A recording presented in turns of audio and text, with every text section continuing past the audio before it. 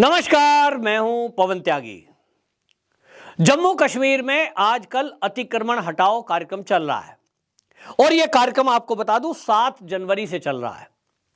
7 जनवरी को इसको आपको बता दूं कि राजस्व विभाग के जो आयुक्त हैं, आयुक्त सचिव विजय कुमार विधुड़ी, उन्होंने आदेश दिया, सभी उपायुक्तों को यह आदेश दिया गया कि वो सरकारी जमीन पर जो अतिक्रमण करके लोग बैठे हुए हैं वो सरकारी जमीन को मुक्त कराया जाए और जो भी हो, चाहे कितना ही बड़ा आदमी हो, कितना बड़ा नेता हो, चाहे कितना बड़ा ब्यूरोक्रेट हो, जो भी सरकारी संपत्ति पर अतिक्रमण करके बैठा हुआ है कब्जा कर, उसको मुक्त कराया जाए।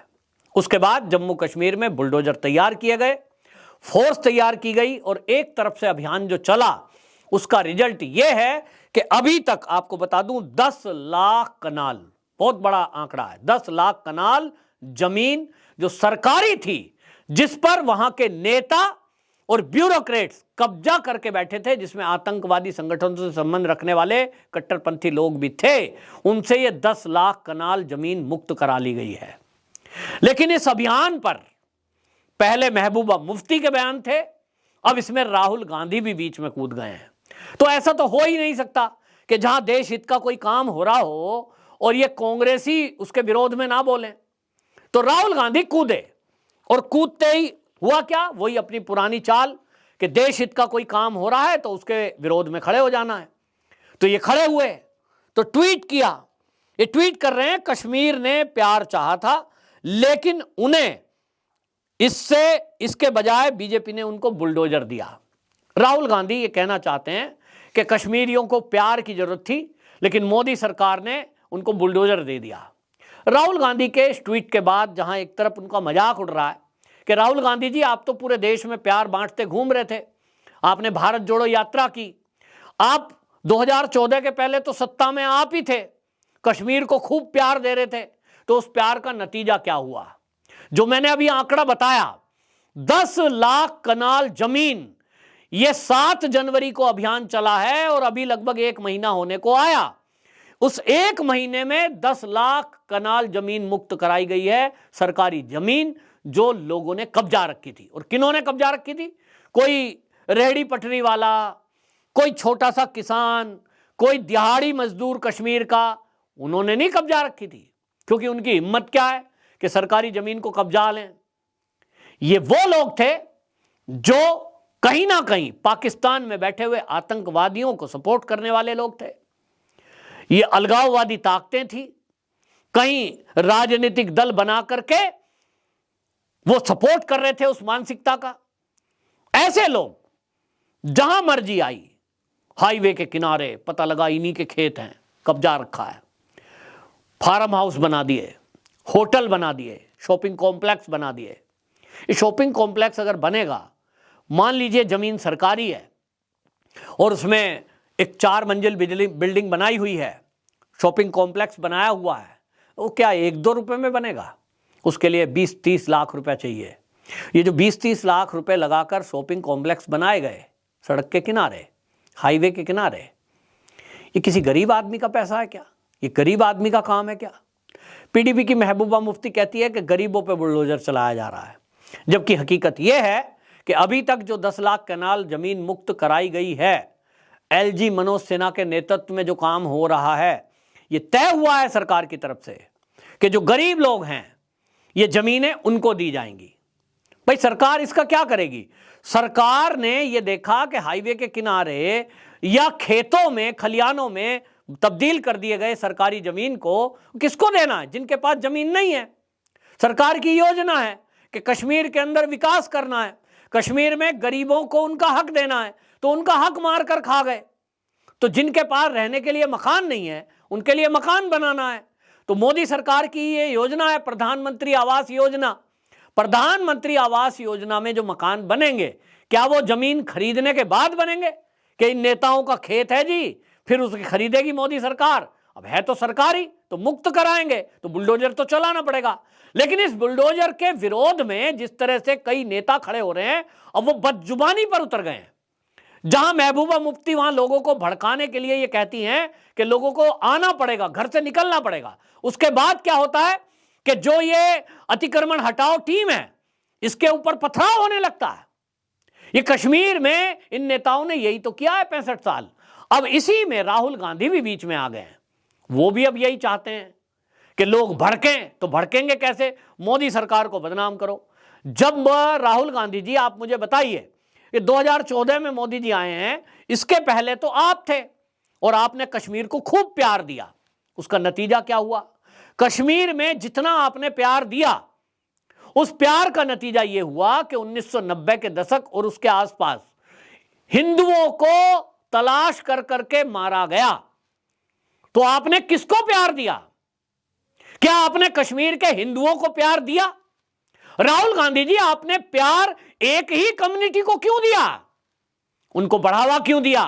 जो पाकिस्तान के आतंकवादियों वाले विचार रखते थे, आपने प्यार उन्हीं को दिया। और कभी भी आपने यह नहीं सोचा कि कश्मीर के हिंदू किस हाल में रह रहे हैं, जम्मू के हिंदू किस हाल में रह रहे हैं। आपका केवल कश्मीरियत, जमहूरियत, फलाना ढिमका ये शब्द चलते रहे, लेकिन आपने कभी जम्मू के डेवलपमेंट पे ध्यान दिया? 65 साल राहुल गांधी जी आपका शासन रहा, लेकिन आपने कश्मीर और जम्मू मिलाकर तो बोला जाता है जम्मू और कश्मीर, लेकिन जम्मू के साथ पक्षपात क्यों किया, यह मैं आपसे पूछ रहा हूं। कश्मीर डेवलप कर दिया, सड़कें बन गई, हाईवे बन गए, होटल बन गए, टूरिस्ट वहां जा रहे हैं, लेकिन जम्मू आपने सोचा ही नहीं। एक जम्मू के अंदर तीर्थ है हिंदुओं का, वैष्णो देवी माता। उस मंदिर तक जाने के लिए सीमित रास्ता, बस केवल एक बस से जाइए आप। कभी विचार नहीं किया कि वहां ट्रेन भी जानी चाहिए।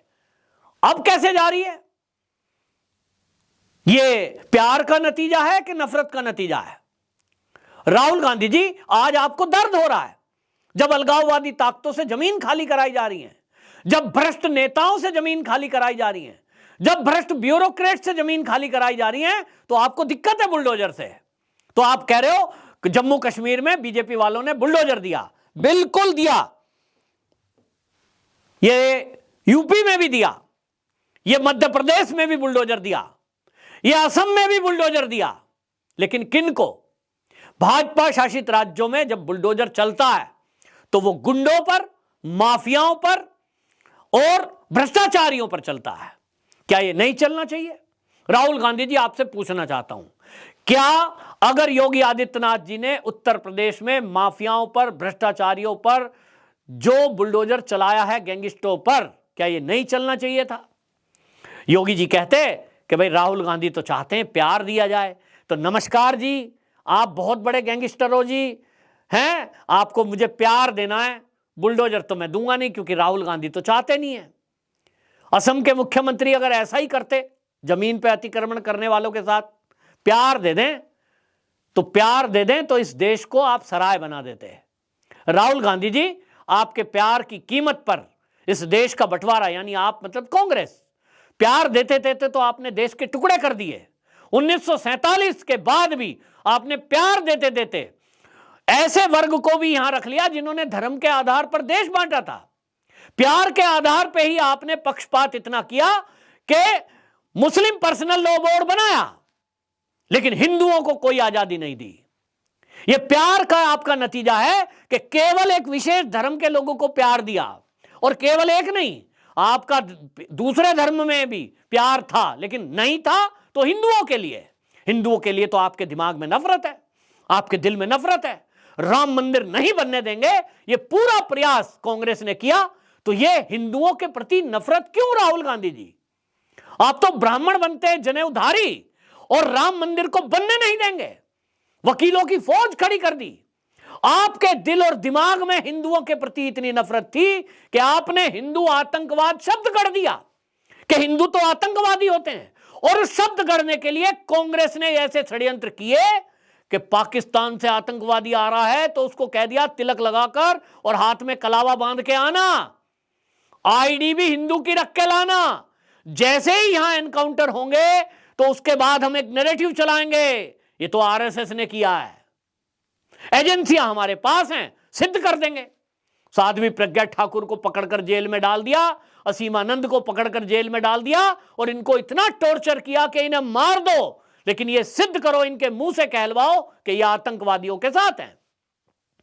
इतनी नफरत संतों के विरुद्ध, भगवे के विरुद्ध। राहुल गांधी जी, आपका प्यार केवल एक विशेष धर्म के लिए उपलता है और आप उपदेश दे रहे हो भाजपा को।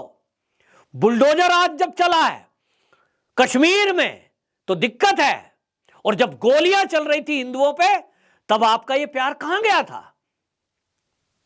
कोई प्यार आपके दिल में नहीं है हिंदुओं के लिए। और इसलिए इस देश के हिंदुओं को समझने की आवश्यकता है कि राहुल गांधी को दर्द कब होता है, ये समझ लीजिए।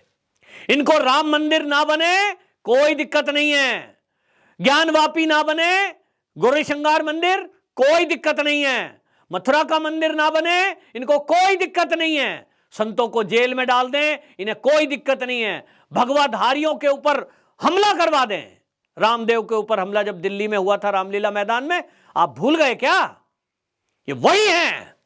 इनको भारतीय कंपनियों से दिक्कत है। यहां अडानी, अंबानी, टाटा, बिरला, महिंद्रा जो भारत में जन्मे हुए उद्योगपति हैं, यदि वो तरक्की करते हैं तो इन राहुल गांधी को दिक्कत है, उनसे प्यार नहीं है। वो कैसे तरक्की कर गया? 5 साल में 4 गुना हो गया, 8 गुना हो गया। चीन की कंपनी डेवलप हो जाए, चीन की कंपनियां भारत में तरक्की करें, अमेरिका की कंपनी तरक्की करे, हिंदुस्तान लीवर और जो बाकी प्रोक्टर एंड गैम्बर, कौन कौन सी कंपनियां विदेशी हैं, वो इनको राहुल गांधी का प्यार खूब है, उनसे प्यार है, भारत की कंपनियों से दिक्कत है। ये मानसिकता लिए राहुल गांधी को अब देश की जनता झेलने को तैयार नहीं है। फिर भी ये समझ नहीं रहे हैं कि इनके पतन का कारण क्या है। हिंदुओं से नफरत करते करते आज इस हालत में कांग्रेस पहुंच गई है और अब एक्सपोज हो गई है। अब राहुल गांधी की एक भी चाल चलती नहीं है। आगे आने वाले चुनाव में पहले तो 8 राज्यों में आप देख लेना कि ये जो सनातनी हिंदू है, अब जो राष्ट्रभक्त है, इनके जागृति का कारण अब यह होगा कि कांग्रेस का सुपड़ा साफ होना है। और अब हिंदुओं को हम ये चीज भूलने नहीं देंगे जो इस कांग्रेस ने किया है। आज कश्मीर के अंदर और जम्मू के अंदर जो अतिक्रमण खाली कराया जा रहा है, इन लोगों को दिक्कत हो रही है, लेकिन इनको कभी दिक्कत नहीं हुई जब यह अतिक्रमण हो रहा था। तो बिल्कुल साफ है कि कांग्रेस ने लाखों कनाल जमीन पर अवैध कब्जे करवाए और आज मोदी सरकार इन कब्जों को खाली करा रही है। फर्क साफ है। आपका क्या कहना है कमेंट बॉक्स में जरूर बताएं। वंदे मातरम।